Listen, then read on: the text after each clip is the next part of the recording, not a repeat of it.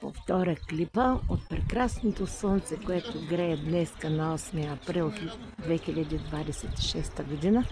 Къщичката на Света Ванга, тя на 27 октомври 1994 година беше седнала точно от среща, а ние бяхме с децата ми тук и с много посетители. Някой каза, че тя много познава и аз казах, че само пред Ванга се прекланям.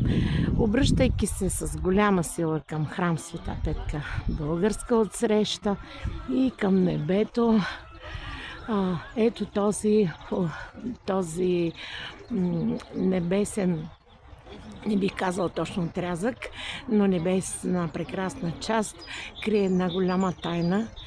Да, и така че трябва да преоткрият първа наклонената ос, която е малко неоткриваема поради самата особения ъгъл на оста.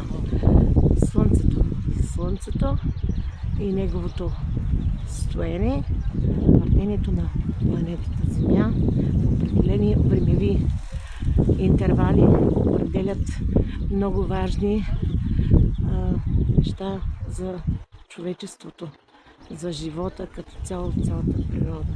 Много е красиво. Но тук с удоволствие винаги съм идвала.